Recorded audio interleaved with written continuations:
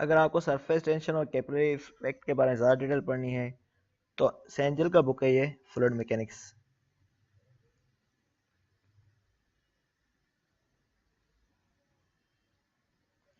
तो इसमें ज़्यादा डिटेल में वैसे तो मौजूद है। सर ये इतना कोई इतना तो इम्पोर्टेंट नहीं है ना, मतलब डेफिनेशन ही हमारे लिए काफी होंगे ना। हाँ, नाम ही काफ़ी है, ये मैंने आपको समझाने के लिए किया है। अभी तो मैंने जैसे बताया रिवीजन कर रहे हैं हम FM1 की, तो उसके टॉपिक्स हैं ये सारे।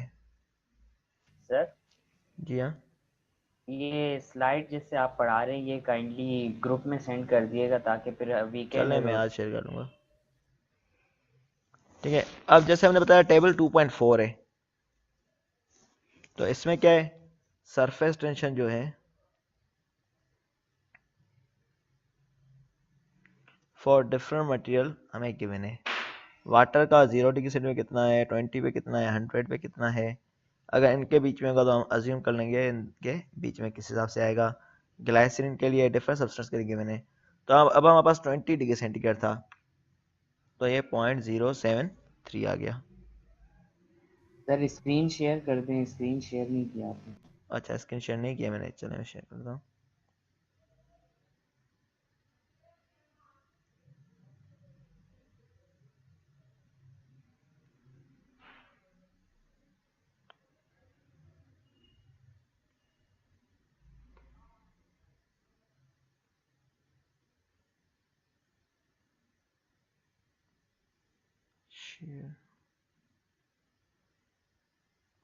ठीक है, ये देखें टेबल है,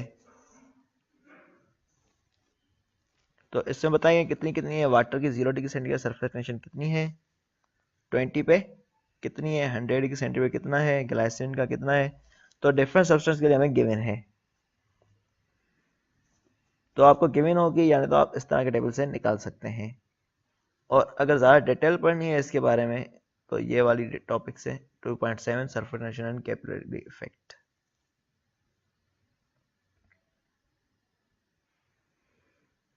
तो इस फॉर्मूले से हमें चीज़ें आ जाएंगी यहाँ पर,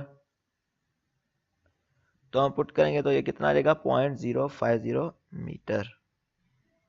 तो हमें बताना है कि वाटर राइज होगा या फॉल होगा। ठीक है, तो इसमें ये पूछ रहा है बताएं determine the capillary rise of water in the tube. तो कितना राइज होगा ट्यूब में, तो ये 5 सेंटीमीटर तक राइज होगा। ठीक है, तो ये कैसे आया, तो इसे बताया therefore water will rise 5 centimetre above. ठीक है ना, तो हमारे पास 5 आया तो 5 सेंटीमीटर अबव मूव करेगा। ठीक है,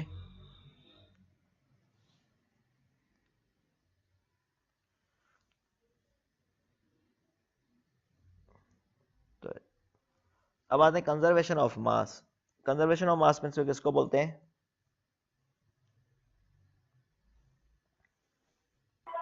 सर मास कभी जो है ना थ्रू आउट द एक फॉर्म से प्रोसेस दूसरे फॉर्म में सेम कन्वर्ट हो रहे, जाएगा। चेंज ना हो। Through out the process mass same रहे, चेंज ना हो। सही है, इन द सिस्टम जो है किसी इंटरवल में मतलब कि एक जगह से वेरी कर सकता है, लेकिन एक सिस्टम के अंदर जो है कांस्टेंट रहेगा। The conservation of mass relation for a close system undergoing a changes is express in M system is equal to constant. Mean mass of system जो है कांस्टेंट रहेगा। मीन के डीएमएस मीन के change in mass to the with respect to time is equal to 0 होगा। जो अभी mass system में 5 second बाद भी वही मास होगा, 10 मिनट बाद भी वही मास होगा। तो mass of the system remain constant, तो उसको हम बोलते हैं कंजर्वेशन ऑफ मास। ठीक है, कंट्रोल वॉल्यूम के लिए। जिसको हम कंट्रोल वॉल्यूम बोलते हैं। कंट्रोल वॉल्यूम में हमारे पास क्या होता है, मास जो है कांस्टेंट रहता है। सही है, तो आपने ये पढ़े होंगे थर्मोडायनामिक्स में कंट्रोल वॉल्यूम केस क्या होता है, ओपन सिस्टम क्या होता है, क्लोज सिस्टम क्या होता है। Yes sir, open system close system पढ़ा है जो आपने पहला बोला है ना। यस सर, पता है ये ओपन सिस्टम वगैरह ये थर्मोडायनेमिक्स में पढ़े थे। हाँ, तो ये यस वही सर। वाला है कंट्रोल वॉल्यूम जिसको हम बोलते हैं। कंट्रोल वॉल्यूम ओपन सिस्टम ही है सब। जी हाँ, तो वही वाला ओपन सिस्टम है। तो बताया कि मास रिमेन कांस्टेंट होता है। मास इन माइनस मास आउट जो है कंजर्वेशन मास में, जो मास इन हो रहा है मास आउट होता है, तो ये होगा बराबर किसके, dmCV डिवाइड बाय dt। ये कैसे आया, हमें पता है डेल्टा एम किसको लेते हैं, डेल्टा एम। डिफरेंशियल। ठीक है ना। तो वो होगा मास आउट माइनस इन या इन माइनस आउट, कितना जो है हमारे पास ले रहे हैं। तो यहाँ पर लिया गया इन माइनस आउट, ठीक है। तो ये डेल्टा एम है। अब देखें ये डॉट ऊपर दिया गया, यहाँ पर देखें डॉट मीन के रेट, ठीक है ना, rate of change of mass mean के मास पर यूनिट टाइम है। तो इसलिए हमने क्या लिया है, डीएम क्या है ऊपर, कंट्रोल में mass change divide by dt। सही है। अब समझना क्या ये क्वेश्चन कैसे आई है। Yes sir. तो हमने dm डिवाइड बाय dt लिया हुआ है। तो ये हमने ओपन सिस्टम क्लोज सिस्टम, मुझे अंदाजा था कि आपको पता होगा, इसलिए मैंने डायरेक्टली ये बता दिया है कि कंट्रोल वॉल्यूम में हमने इस तरह लेते हैं। अब फ्लूइड मैकेनिक्स से हम एक और इक्वेशन पढ़ते हैं, कंटिन्यूटी इक्वेशन। उसका बताया गया है इन fluid mechanics the conservation of mass relation, जो रिटर्न करते हैं डिफरेंशियल कंट्रोल वॉल्यूम में, इसको हम नॉर्मली हम बोलते हैं कंटिन्यूटी इक्वेशन। जो हम कंजर्वेशन ऑफ मास इक्वेशन बोल रहे हैं, इस इक्वेशन नॉर्मली हम फ्लूइड मैकेनिक्स में कंटिन्यूटी इक्वेशन कहलाते हैं।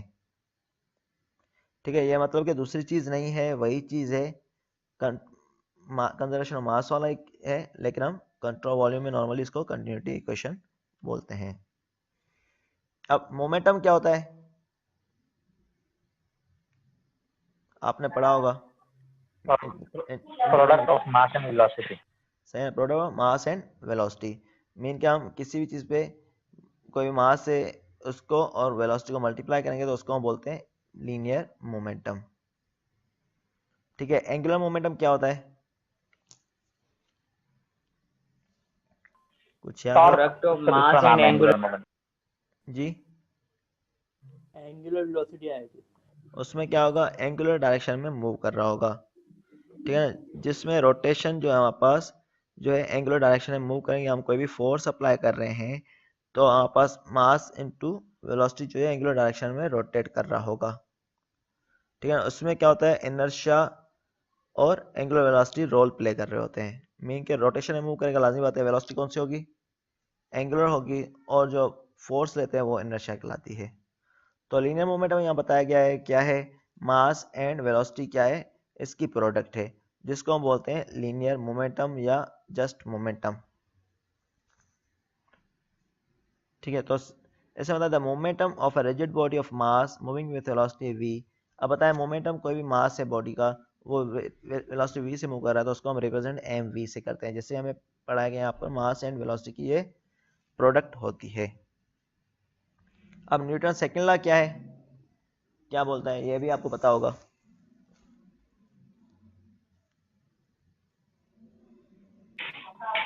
Sir force is directly proportional to किसके, एक्सीलरेशन। ठीक है, वही वाला रहा है। तो इसमें ये बताया था acceleration of body is proportional to net force acting on it, या force is directly proportional to acceleration and inversely proportional to its mass, और इनवर्सली प्रोपोर्शनल है इसके मास के। ठीक है, तो ये simple definition Newton second law की। अब कंजर्वेशन ऑफ मोमेंटम प्रिंसिपल क्या बोलता है, momentum of the system remain constant. जब momentum of the system remain रहेगा कांस्टेंट तब हम बोलते हैं कंजर्वेशन ऑफ मोमेंट। मास का है, जब कंजर्वेशन ऑफ मास होगा जब मास रिमेन कांस्टेंट होगा, इसी तरह मोमेंटम का भी इसी तरह प्रिंसिपल है, जब मोमेंटम रिमेन कांस्टेंट होगा। Mean net force acting on it's किसी भी सिस्टम में जीरो होगी। मोमेंटम में क्या होता है, हमारे पास कोई ना कोई फोर्स अप्लाई कर रही होती है, m इंटू वी ले रहे हैं या कोई भी हमारे पास फोर्स होगी, तो वो नेट फोर्स जो है इफेक्ट जीरो होगा, तो मोमेंटम रिमेन कांस्टेंट होगा।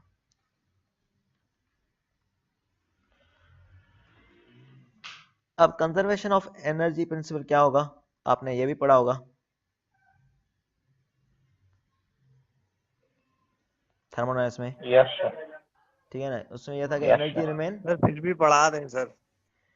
हमारे पास किसी भी सिस्टम में एनर्जी जो है चेंज नहीं होती, वो रिमेन कांस्टेंट होती है। एनर्जी जो है एक से दूसरे फॉर्म में ट्रांसफॉर्म होती है, लेकिन नेट एनर्जी चेंज जो है कांस्टेंट रहता है। यही है, यस सर, यही। ठीक है, तो ये आपने पढ़ा होगा थर्मोडायनामिक्स में। तो net energy change remain constant, तो यही बताया गया है यहाँ पर कि नेट एनर्जी ट्रांसफर टू और from the system during a process be equal to change in the energy content of the system. ठीक है, कितनी एनर्जी ट्रांसफर हो रही है, जैसे कि हमारे पास पेड़ में हम पानी दे रहे हैं, तो अब सनलाइट आई, उसने क्या किया, इसमें रिएक्शन चेंज किया, तो हमारे पास इसमें क्या किया, वाटर की एनर्जी और सनलाइट की एनर्जी को कन्वर्ट कर दिया फोटोसिंथेसिस के थ्रू कार्बोहाइड्रेट्स वगैरह में, जो हमारे पास पेड़ एब्जॉर्ब कर रहा है, ये लाइट्स न्यूट्रिएंट मिल रहे हैं। ठीक है, तो एनर्जी क्या हो रही है, एक फॉर्म से दूसरे फॉर्म में कन्वर्ट हो रही है। सही है, तो एनर्जी हमेशा कांस्टेंट रहती है यूनिवर्स की।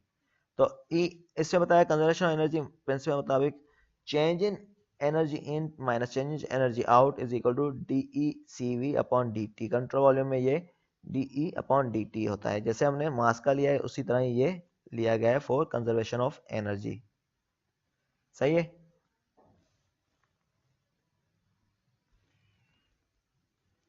अब कंजर्वेशन ऑफ मास का ये सिंपल डेफिनेशन बताया गया है। क्लोज सिस्टम बताया गया है जिसमें mass to system remain constant होता है during the process. Control volume में क्या होगा, mass can cross the boundaries and so we must keep the track amount of mass entering और लीविंग द सिस्टम। ठीक है, तो ये डिफरेंट डेफिनेशन बताएंगे, सिंपल सिंपल ये देख लेना आप लोग। यस सर, ये तो पहले ही पढ़ी हुई है। ठीक है ना, अब ये वाला पढ़ लेते हैं थोड़ा। अब mass and volume flow rate बता रहा है। Mass and volume flow rate कैसे लेंगे। मास फ्लो रेट क्या होता है, the amount of mass flowing through a cross sectional per unit time. कोई भी मास फ्लो हो रहा होगा किसी भी क्रॉस सेक्शन पर यूनिट टाइम में, तो उसको हम बोलते हैं मास फ्लो रेट। ठीक है, तो डिफरेंशियल मास फ्लो रेट हम कैसे फाइंड आउट करते हैं। आप सपोज करें कोई भी एक हमारे पास ये एक एरिया गिवन है जिसको हम DAC बोल रहे हैं। क्या बोल रहे हैं, DAC। ठीक है, तो इसमें जी हाँ एरिया है, मतलब कि चेंज इन एरिया, कोई भी सरफेस है उसको हमने रिप्रेजेंट किया है DAC से। तो इसकी वाटर जो है उसकी कोई ना कोई डेंसिटी होगी, लाजमी बात है। तो इसका नॉर्मल कंपोनेंट जो मूव कर रहा होगा वेलोसिटी का इस सरफेस से, जैसे वाटर आया किसी भी सरफेस से और ये नॉर्मल कंपोनेंट मूव कर रहा है, तो ये हमारे पास क्या कहलाता है, हमारे पास हमने पढ़ा था मास की डेफिनेशन क्या थी, हमने कौन सा लिया था, m is equal rho into v, यही लिया था। Yes sir. हमने मास फ्लो रेट क्या लिया था न्यूमेरिकल में,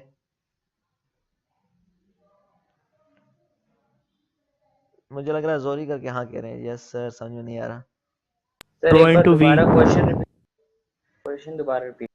हमने मास फ्लो रेट की हमने जो न्यूमेरिकल में वैल्यू पढ़ी थी किस तरह निकाल रहे थे, m is equal to rho into v. ठीक है ना, तो ये उसी रो इनटू वी।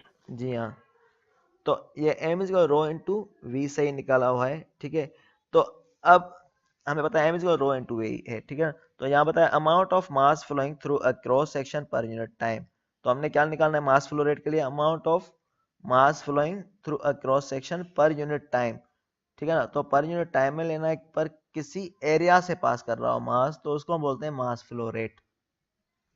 ठीक है, तो हमने यहाँ पर कंसीडर किया है एक एरिया ये है जिसको हमने रिप्रेजेंट किया है DAC से। ठीक है, एरिया क्या है DAC, तो इसमें कुछ ना कुछ वेलोसिटी होगी जिससे ये मूव कर रहा है आउट पे। ठीक है ना, जिसको हम नॉर्मल वेलोसिटी बोल रहे हैं, वैसे किसी ना किसी एंगल पे लीव कर रहा होता है, लेकिन हम इसको नॉर्मल कंपोनेंट लेते हैं जब हम डिफरेंशियल मास फ्लो रेट लेंगे। ठीक है ना, तो वाटर वैसे नहीं तो किसी ना किसी एंगल पे लीव करेगा अगर कर्व सरफेस से पास करेगा, तो हमने नॉर्मल कंपोनेंट लेना है सरफेस के। तो m is equal to rho v हमें पता है, ये फार्मूला होता है नॉर्मली सिंपल मास का। अब हमने क्या करना है, मास फ्लो रेट फाइंड आउट करना है। क्या फाइंड आउट करना है, मास फ्लो रेट। तो मास फ्लो रेट की डेफिनेशन क्या है, amount of mass flowing through a cross section area. तो हमने क्रॉस सेक्शन एरिया से इसको सिंपली मल्टीप्लाई करना है, सिंपली DA से। m is equal to rho v था, तो मास फ्लो रेट है तो इसलिए DA से हम सिंपली मल्टीप्लाई कर लेंगे। समझ में आया या नहीं, यस सर। देखें दोबारा मैं कर लेता हूँ समझाने के लिए।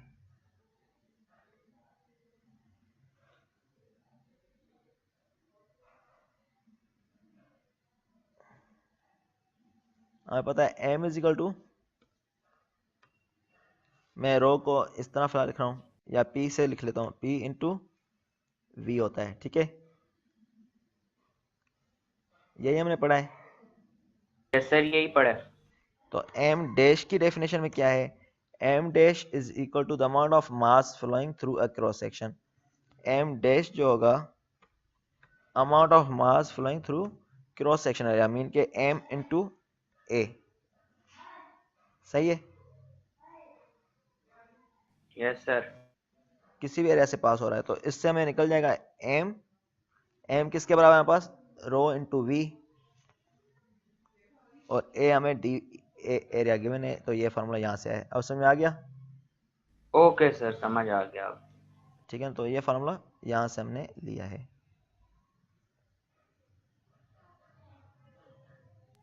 सर ये v तो वेलोसिटी होगी ना सर? हाँ, वेलोसिटी है, नॉर्मल कंपोनेंट।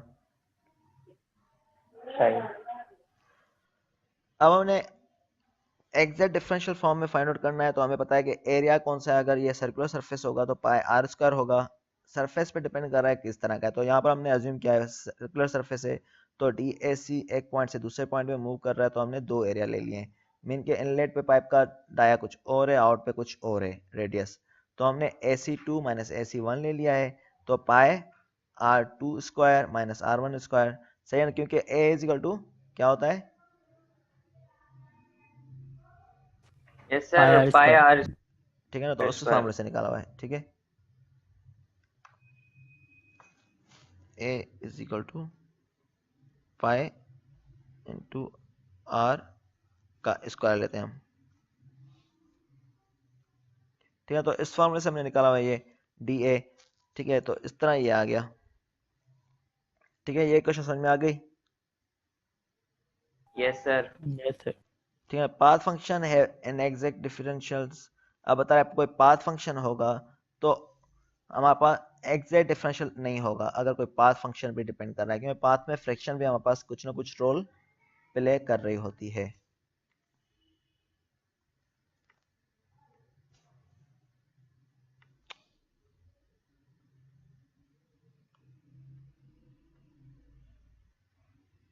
तो इसलिए delta M is equal to M total के बराबर होगा उसमें, नॉट M2 माइनस M1। ठीक है, अभी तक के लिए यहाँ तक कर लेते हैं, 32 स्लाइड तक ये नोट कर लें। Okay sir.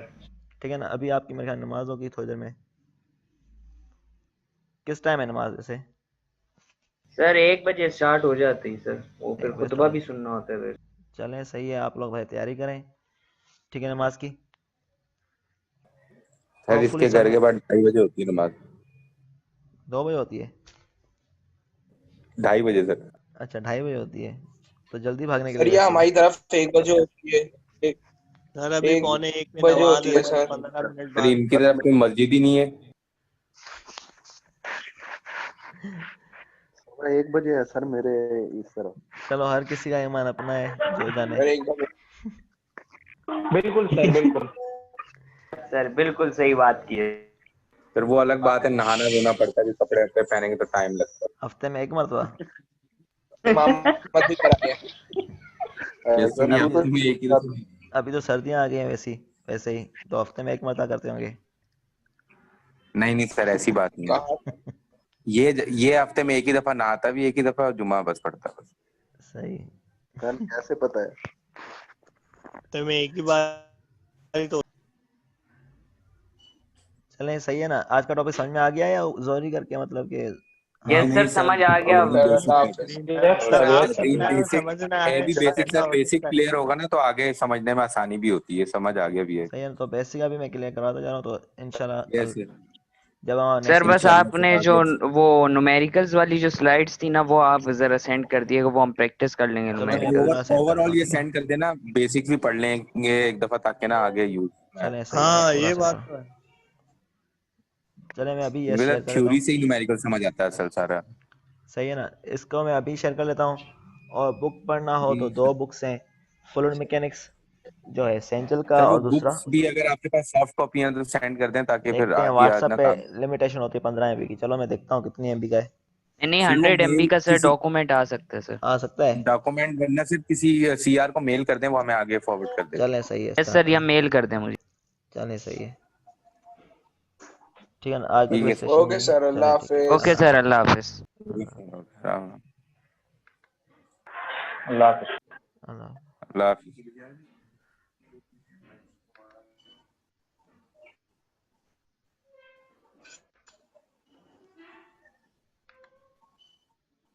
भेज दिया